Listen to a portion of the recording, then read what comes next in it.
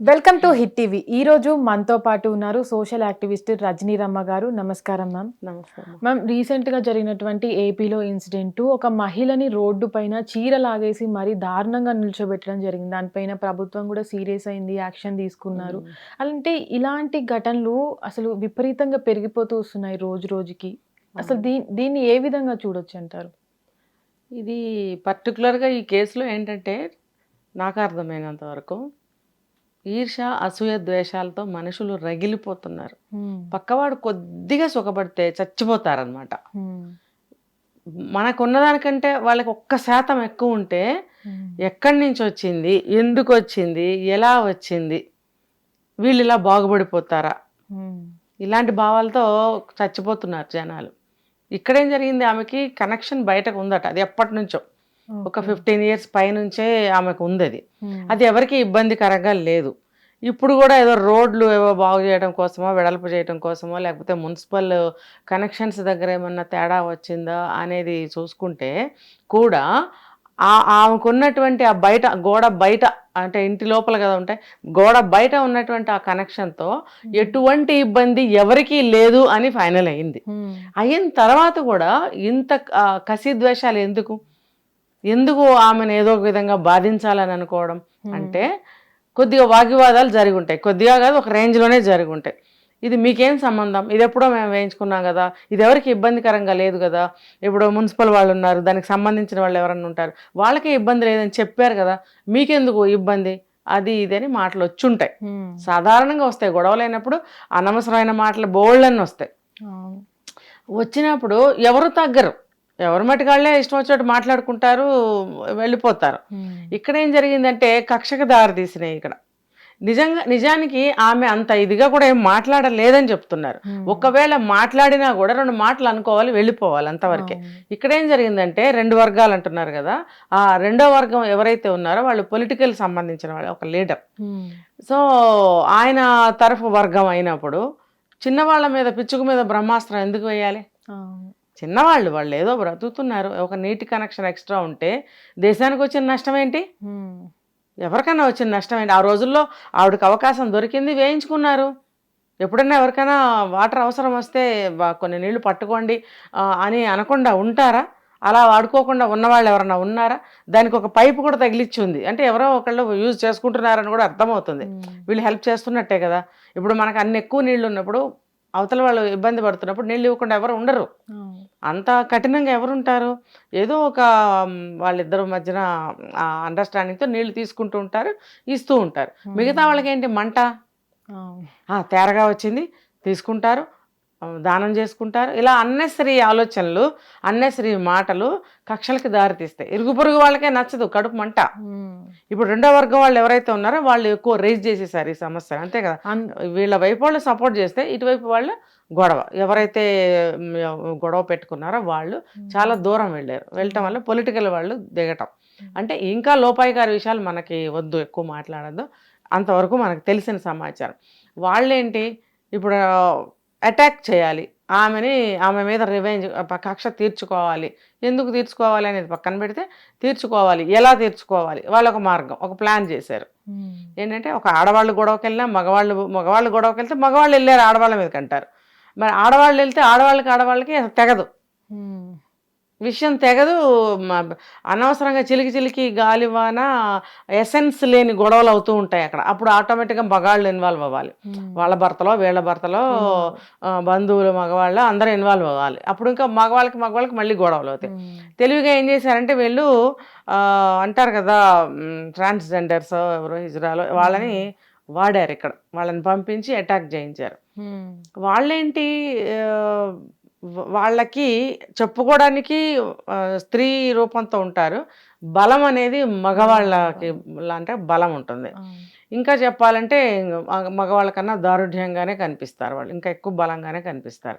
అంటే ఇక్కడ స్త్రీతోనే అటాక్ చేయించాము అంటే స్త్రీ పురుషుడు కూడా కాకుండా ఒక స్త్రీ రూపంలో ఉన్న మనిషి, మనకు ఎటువంటి ప్రాబ్లం రాదు తర్వాత అన్న తెలివితేటలతో వెధవ ప్లాన్లు వేసి వాళ్ళని పంపిస్తే వాళ్ళు ఎంత భయంకరంగా బలవంతా ఉపయోగించి, వాళ్ళకి తెలుసు వాళ్ళొక పురుషుడు స్త్రీగా మారిపోయినంత మాత్రాన పురుషుడు కాకుండా ఆ బలం కాకుండా పోదు. నేను పురుష బలంతో ఒక స్త్రీని కొడుతున్నాను అనే ఇంగిత జ్ఞానం కూడా వాళ్ళకి లేకుండా పోయిందా? ఎవరైతే హిజ్రాలు అటాక్ చేశారో. నేను ఇక్కడ పర్టికులర్ 2 మాటలు మాట్లాడతా వీళ్ళ గురించి. మాకు జీవనోపాధి లేదు, మమ్మల్ని సమాజంలో కలుపుకోరు, ఇలా మాట్లాడతారు కదా వీళ్ళు. జీవనోపాధి కుదిరినంతలో కలిగిస్తూనే ఉన్నారు.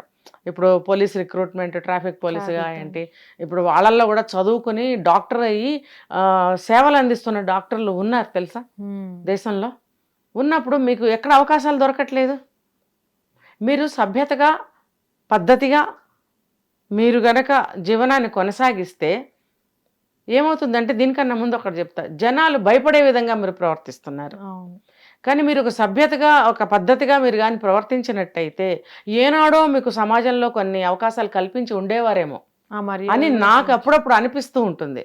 ప్రతి ఒక్కళ్ళు భయపడే విధంగా మీరు దౌర్జన్యం చేసి భయపెట్టి వేరే వేరే విధంగా మీరు డబ్బులు లాక్కోవడము, అటాక్ చేయడము. మొన్న మధ్య తీసుకుంటే ఒక ఆయన ఇల్లు కట్టుకుంటే ఇంటి మీదకి వెళ్ళి గేట్లు ఇరక్కొట్టి నానా రభసా చేసి ఆయన్ని కొట్టారు, మగ ఆయన్ని. ఇది మీరు కొట్టడానికి మీకు ఏం హక్కు ఉంది? మీరేమన్నా దాచిపెట్టారు అక్కడ? లేదు కదా. మరి ఎందుకు ఒకళ్ళ సొమ్ము మీరు లాక్కుంటారు? కాబట్టి మీరు పద్ధతిగా సభ్యతగా ప్రవర్తిస్తే మీకు అవకాశాలు అనేవి దొరుకుతాయి. తర్వాత ఇళ్ళ దగ్గరికి వెళ్ళి మీరు గృహప్రవేశాలు, పెళ్ళిళ్ళు, డెలివరీలు, ఫంక్షన్ ఏదైనా కూడా వెళ్ళి మీరు అడుగుతున్నప్పుడు వాళ్ళ దయతోటి ఇస్తారు. అక్కడ కూడా మీరు దౌర్జన్యం చేస్తున్నారు.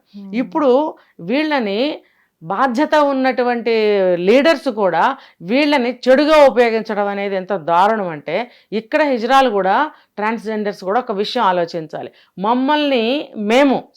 మేము ఎలా దిగజార్చబడుతున్నాము, ఎవరెవరితో దిగజార్చబడుతున్నాము, ఎలా దిగజార్చబడుతున్నాము, మేము కోరుకుంటున్న విషయం ఏంటి, సమాజంలో మేము కలవాలి, మాకు అవకాశాలు కావాలి అని మేము కోరుకుంటుంటే మేము ఎలా ప్రవర్తించాలి, అలా ప్రవర్తించకుండా మమ్మల్ని ఎలా వాడుకుంటున్నారో అలా మేము వాడబడుతున్నాం. కాబట్టి మా మీద ఇంకా ఒపీనియన్ బ్యాడ్ అయిపోతుంది. మాకు వచ్చే అంటే ఏదన్నా ఉపాధి కల్పించాలన్నా మరి ప్రభుత్వాలు ఆలోచిస్తాయి, సమాజంలో ప్రజలు భయపడుతున్నారు అనేది అర్థం కావాలి వాళ్ళకి. ఇలాంటి వాటిల్లో వాళ్ళు ఇన్వాల్వ్ కాకుండా ఉండాలి. ఎంత డబ్బు ఇచ్చినా సరే తప్పు. కావాలంటే ఇళ్లలో పెళ్ళిళ్ళు పేరెంటాలు అవుతున్నప్పుడు వాళ్ళని పిలిపించి ఒక భజన కార్యక్రమం పెట్టించుకోండి, ఒక ఆశీర్వాదం ప్రోగ్రాం పెట్టించుకోండి, వాళ్ళ తాహత కొద్దీ వాళ్ళకి డబ్బులు ఇవ్వండి.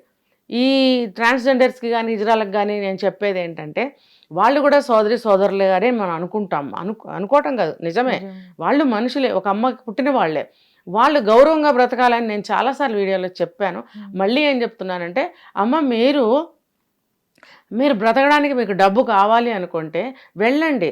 మీరు ఆ శుభకార్యం అయితే కనుక మీరు చక్కగా ఒక లలితా సహస్రనామం, ఒక విష్ణు సహస్రనామం పారాయణం చేయండి, ఒక ఆశీర్వాద కార్యక్రమం చేయండి. అప్పుడు వాళ్ళే సంతోషంతో మీకు డబ్బులు ఇవ్వరా? లేదు, ఎవరైనా చనిపోయారనుకుందాం, అక్కడికి వెళ్ళి ఒక భగవద్గీత కార్యక్రమం చెయ్యండి. మీరు చదవలేరా? మీరు వెల్ ఎడ్యుకేటెడ్స్ ఉన్నారు మీలో, మీరు ఇవి పురాణాలు చదవకూడదని మీకు ఎవరైనా చెప్పారా? మీరు ఈ పని చేసి చూడండి. దయతోటి వాళ్ళు ఇవ్వకపోతే అడగండి, మీకు మంచి పేరు రాకపోతే అడగండి. సో ఎవరైనా సరే వీళ్ళని చెడుగా వాడకండి అని నేను కెమెరా ముఖంగా చెప్తున్నాను. ఆ స్త్రీ ఎవరైతే ఉన్నారో ఆవిడకి చాలా ఘోరాతి ఘోరమైనటువంటి అవమానం ఇది. జీవితకాలంలో ఆవిడ దీన్ని మర్చిపోలేరు. పాపం బంధువుల్లో అయినా బయట అయినా ముఖం ఎలా చూపించగలుగుతారు? హిట్ టీవీ యాప్, ఇందులో short news, live news, entertainment shows, movies, digital magazines తో పాటు మీ జిల్లా వార్తలను కూడా ఫ్రీగా చూడొచ్చు.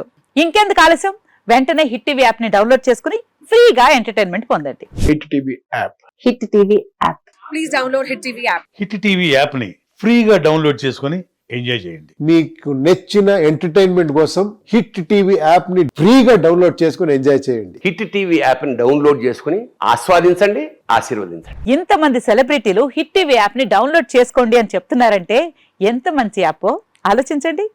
అమెరికా అమెరికా అమెరికా అమెరికాలో చదవాలనుకునే వాళ్ళకి విశ్వసనీయమైన పేరు మన శౌర్య కన్సల్టెన్సీ.